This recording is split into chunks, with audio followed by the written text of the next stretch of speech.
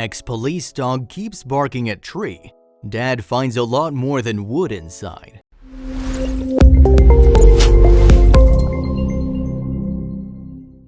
He spontaneously pricked his ears up as he put his nose to the ground. This was something that Smith had never seen his dog do before. Not like this, anyway. They must have stumbled onto something huge. His big paws pressed into the soft soil. He was as still as a statue. He felt compelled to check out the tree that his dog was so interested in, but he knew it would be an ordeal, all right. He could feel his pulse race as his palms became clammy. He wouldn't have believed what he'd stumbled on if he hadn't seen it with his own eyes.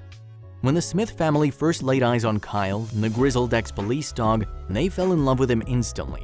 He'd spent 8 years as a service dog and had just retired. He was ready to live out the rest of his life laying around being loved. After they adopted Kyle, the family loved nothing more than taking him on walks every day. They would often take him to the woodlands close to their home. Kyle loved to chase the squirrels he found, even though he'd never catch them. But there was something else that caught his eye. It was like any other normal day walking Kyle until they noticed that something wasn't quite right. He was acting strange, he was tense, sniffing around with purpose. Maybe it was old reflexes from his days as a service dog. Either way, something was definitely off. Kyle had been to 2 other families before the Smiths. The last 2 were only temporary because he hadn't retired as a police dog yet and still had some more crime fighting to do. With all his police dog training, Kyle's strengths were in information gathering. He was a real detective, but when it came to having to be aggressive, it just wasn't in his nature. He'd still defend any officers he was with and now his new family if he needed to. Once Kyle had gotten his new partner, Officer John, his training picked up and he soon learned to be more aggressive when the situation demanded it. He'd often defend his new partner with his life. A service dog would more often than not go out on patrol with multiple officers, but when it came to Kyle, he just wouldn't listen to anyone the way he did to Officer John. The two made a great team and shared a special kind of bond together. So the two were on permanent duty together. Kyle was even adopted by John. When Kyle's time on the force was coming to an end, John wanted more than anything to keep him, but with him still on duty, he couldn't look after him. Kyle deserved a loving home with constant attention, and John knew he couldn't give him that.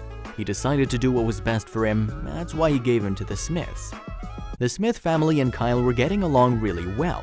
They ended up exercising way more than they used to because of the daily walks, and they felt reassured that they had a new guardian that would keep them safe, until they went for a normal walk in the woods one day.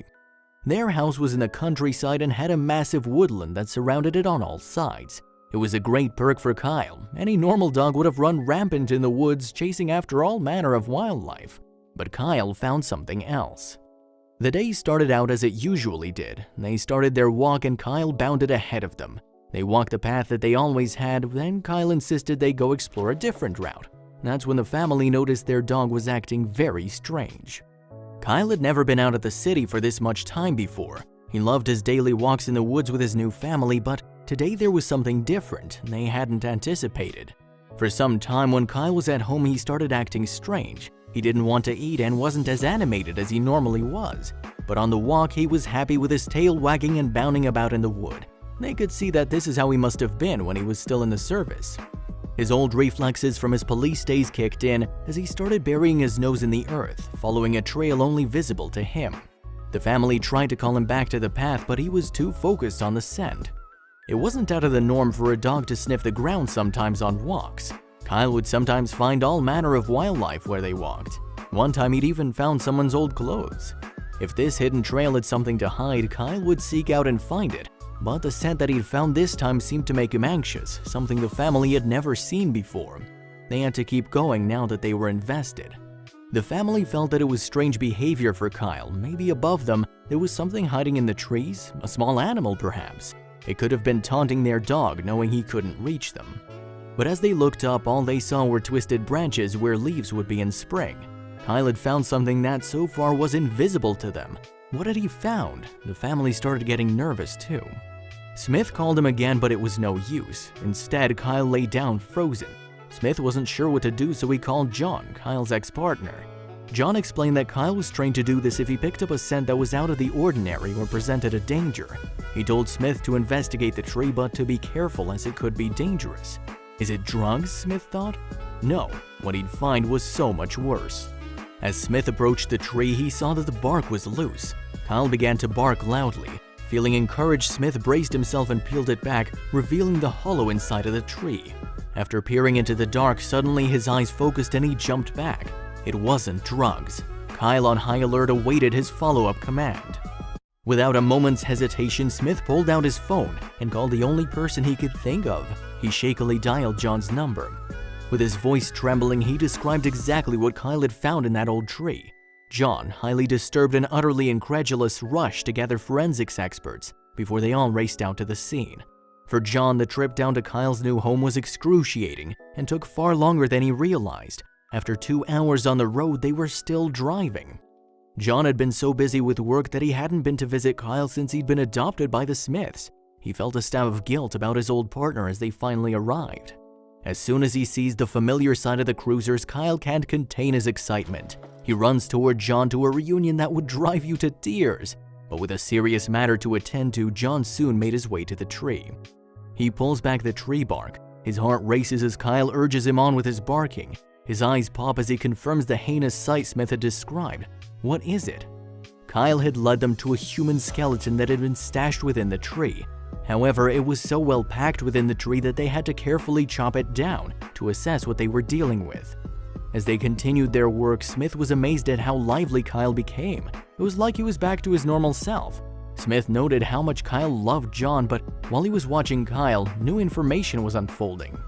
Officer John felt completely out of his depth when he saw the remains stashed in the hollow tree.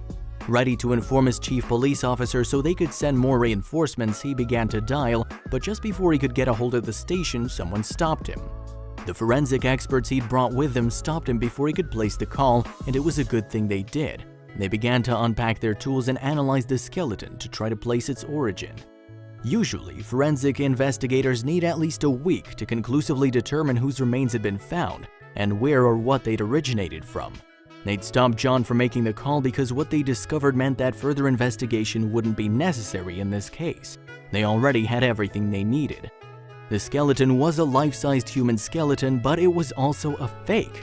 Someone must have planted it as a Halloween scare or prank within the tree bark and forgot about it. They laugh in relief, but what they couldn't understand is why Kyle would alert them to a situation like this. He would have been trained to learn the difference between non-threatening and threatening smells. Then it clicked. Smith was the first to put 2 and 2 together. He realized Kyle just wanted to see John. His recent behavior showed signs of loneliness. He was missing his best friend and former partner. He knew John would come running at his police behavior. Perhaps that's why he did it? Was it orchestrated? Kyle had been looking at John since he arrived. John looked down at his ex-partner, who was still jumping around in excitement, licking his hands and nuzzling his legs. Then it dawned on him that maybe this had never been about the skeleton.